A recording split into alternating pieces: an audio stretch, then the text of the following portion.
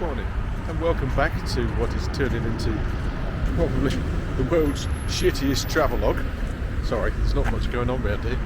And this morning it's rained, which causes all kinds of problems out here, least of which like the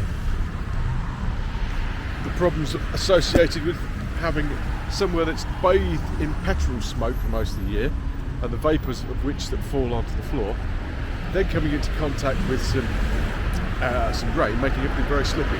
So some of this lot might be having a few car crashes today. Anyway, they might not. So yeah, it's rained, and this tends to affect a few things.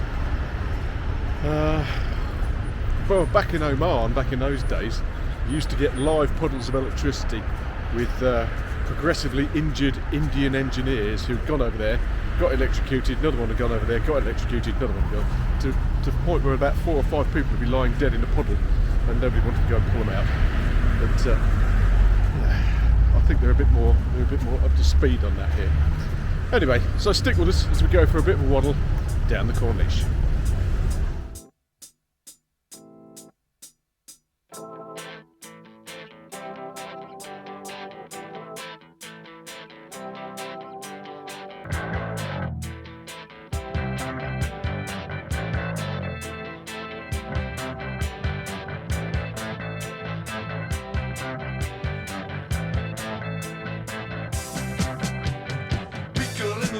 She's just trying to impress us, and she's got the valley fever, but she doesn't make a sound. She's just hanging around.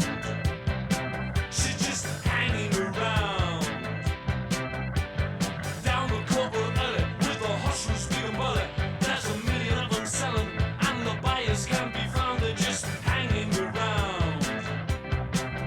Welcome back, and in the spirit of not turning into a complete bedroom mole and digging in, I've decided to come for a bit of a waddle down the corniche. And there's all kinds of things going on. It has rained, so everyone is out and about enjoying a bit of fresh air. Temperature has dropped to a mere 24 degrees, and I thought I'd come and get some exercise. Seems that everyone else has got that idea too. In front of us we have some statue of some modern business. I don't know, does that bit little top look like a QR code to you? Yeah, probably. We should try it later. So yeah, come for a little walk around the corniche to have a look at some of this amazing modern sculpture. God knows what it is.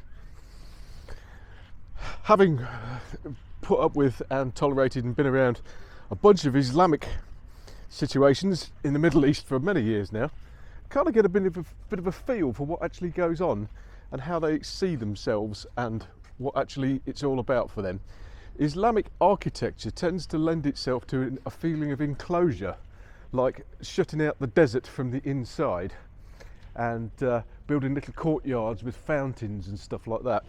And this seems to be the way they roll and the way they like it. Their idea of paradise is like a little garden courtyard, basically just full of running water and plants and beautiful birds flying around. The reality of this might be a little bit different. I might have got it completely arse about face, but in all depictions of an Arabian paradise, there's usually always running water and plants and enclosure, like you can kick people out. Obviously, like if you have died a martyr's death, there's a bunch of virgins and whiskey waiting for you there, or something, I don't know. So yeah, Arabian architecture, as you've seen from our little waddle in the suburbs back there, they tend to go for it outside and like put up these big walls and elaborate doors and stuff like that and tether all the camels outside, sort of thing, as it were, leaving your rusting jet ski and your 4-wheel drive out there. It's very much a feeling that they're shutting things out and leading them to inward reflection, always looking inward rather than outward. And yeah, that's how I perceive is Arabian architecture to be. Obviously this is like the big posh bit of Saudi, and if you were to live on the seafront of, say, sandbanks in Poole, this might well be their equivalent. Flashy houses, lots and lots of views of the sea, some plants and a bit of fountains and some water. So we're going to take a stroll down. Stay with us.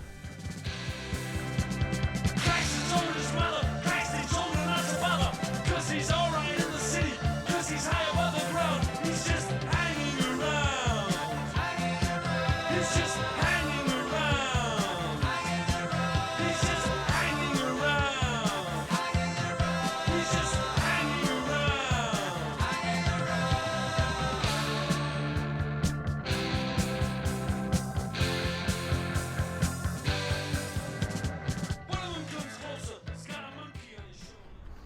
And there it is, that's the end of our destination. This is the Al-Khobar water tower. Sadly, it's not the tourist attraction I thought it might be, and it's all shuttered off, which is a bit of a disappointment because I'd hoped we might go up there and get a view of the city. But no problem at all, that was our little walk done. It's Sunday afternoon, and everyone is out and about with their families, fishing, having barbecues and taking it easy. Sunday generally is a day of rest. The official day is Friday out here, and that's when you're supposed to go off to church and or mosque. And yeah, it's a bit of a family day. People are out there on scooters, cooking at barbecues, having a lovely time, and generally doing very little. It does feel like this is something of a bit of a suburb down here. It's like a little posh suburb. And as you can see from the time lapse of walking through, it's quite a wealthy posh suburb with people living in their little palaces just off the corniche. So yeah, there it is. Al-Khobar Tower right there. The purpose of which is not entirely known. I think it is a water tower, but who knows. So yeah, temperature's down to a pleasant 24, and there's one more day that it's going to be a bit rocky, and then it's going to scream up to 30 again. So no rest for the wicked, and certainly not the place to be if you don't like it hot. This is actually the best time to be out here during the summer, in sort of July, August, when it rockets up to about 45. Just the very breeze offshore. You'll feel it stripping the moisture off your skin if you're working close into the shore. But thankfully we're miles and miles away, and any little breeze out there is pleasant. One particular job that we did within sight of land many years ago, it got so hot with the breeze blowing off the desert that all the tools on deck had to be put in a bucket of water. Ugh, horrible.